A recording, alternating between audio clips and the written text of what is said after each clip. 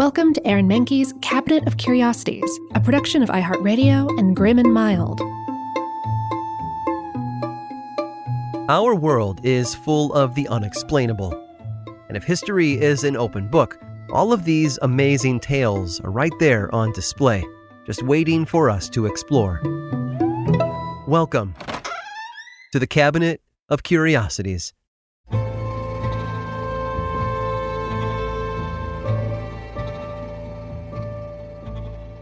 Anyone with a younger sibling knows how hard it is to keep prying eyes from glimpsing their diary or rooting around in their closet.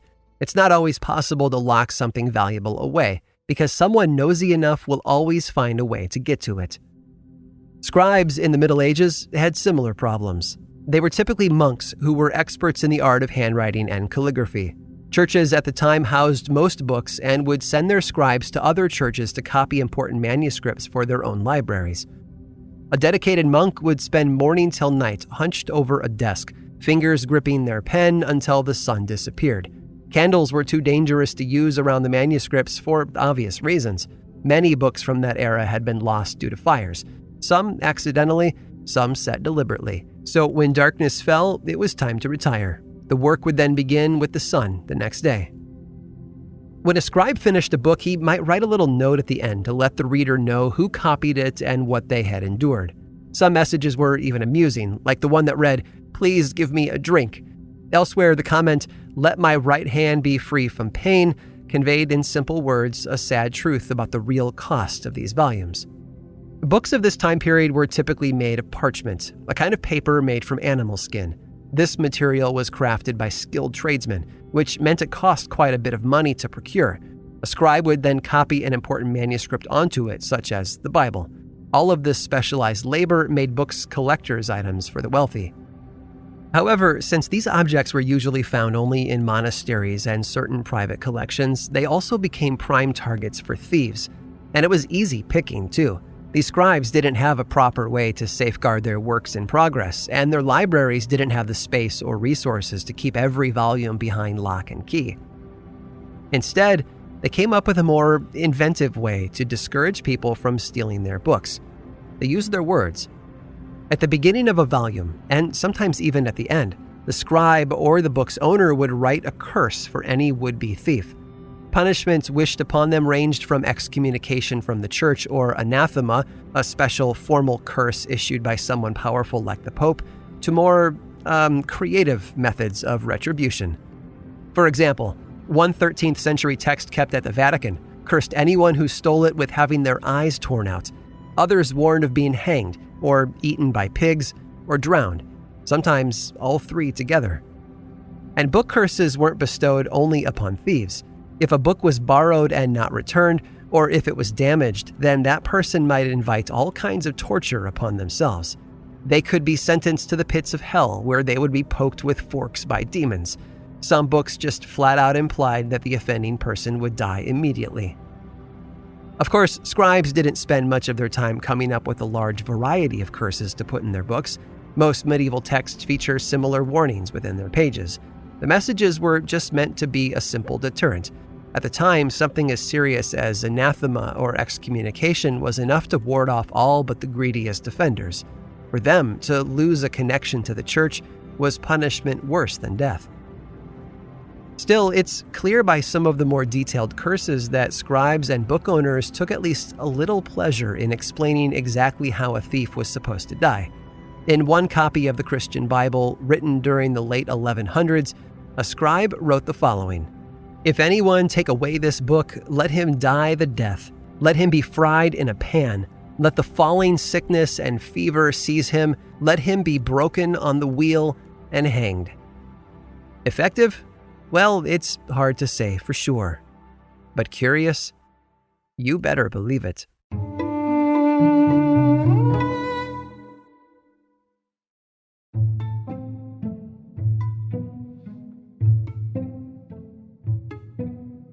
There's a reason people are afraid of the dark. It's our fear of the unknown, what might be lurking in the shadows waiting to strike. Sure, our parents tell us as they tuck us into bed that there's nothing to worry about, that the dark can't hurt us. But oh, how wrong they are. In Kenya in 1898, the British began construction of a railway bridge over the Tsavo River. The project was part of a massive undertaking to connect Uganda with the Indian Ocean. Miles of camps were set up, and thousands of Indian laborers moved in to start work on the bridge. Heading up the project was John Henry Patterson, a lieutenant colonel with the British Army. But just days after his arrival, the disappearances started. For 9 months, workers were snatched from their tents each night. Sometimes there would be no trace of them, but occasionally their remains would be found just outside of camp, and nothing they did to keep their attackers at bay worked. The campfires they built couldn't protect them. Neither could the barricades they made using the local whistling thorn trees. No matter how hard they tried to protect themselves, it just wasn't enough. Whatever was stalking them in the darkness was determined to get them. The disappearances did eventually stop, temporarily at least, which relieved the laborers who thought the worst was finally behind them. Sadly, whatever had been taking them had moved on to a nearby encampment instead. Once they'd grown bored, the attackers returned and the abductions increased. Every night, another worker disappeared into the African wilderness, never to be seen again. But Patterson eventually figured out what was going on. There had always been 2 assailants, he said, but in the beginning, only one would enter the camp while the other stayed behind. Once they'd gotten comfortable, both of them entered together, picking people off 2 at a time. The laborers believed that they were plagued by a demonic force brought on by Patterson's arrival. After all, the disappearances had started shortly after he'd come to Tsavo. They were terrified, so much so that many started to leave the work camp, which put the project on hold. And of course, Patterson was also afraid. He was at risk of both being mutinied by his workers and of being snatched by what lurked in the darkness. The British authorities stepped in to put a stop to the killings, but don't think of them as a knight in shining armor coming to rescue the workers. They were more worried about the financial straits of the project caused by the shutdown.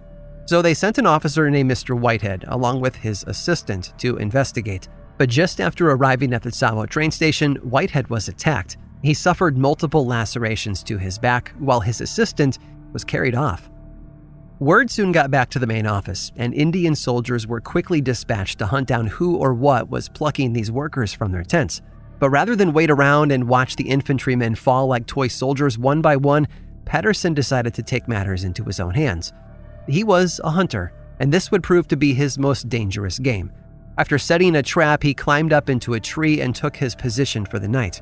When the killers arrived as expected, Patterson aimed his rifle and fired. The bullet hit one attacker in the leg, wounding it. Sometime later, though, it came back, and when it did, Patterson was ready.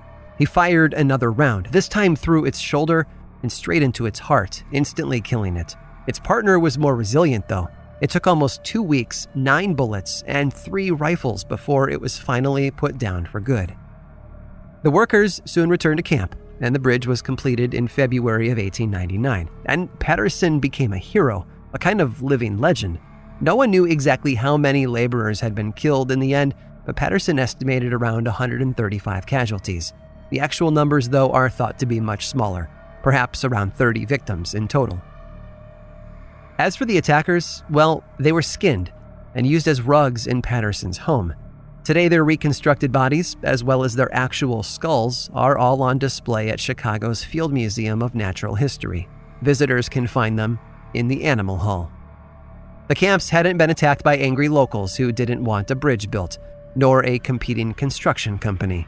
In fact, the laborers hadn't been killed by people at all. Lieutenant Colonel Patterson had faced down 2 killers that had discovered what an abundant hunting ground a work camp could really be. Lions. I hope you've enjoyed today's guided tour of the Cabinet of Curiosities. Subscribe for free on Apple Podcasts or learn more about the show by visiting curiositiespodcast.com. This show was created by me, Aaron Mahnke, in partnership with How Stuff Works. I make another award-winning show called Lore, which is a podcast, book series, and television show, and you can learn all about it over at theworldoflore.com. And until next time, stay curious.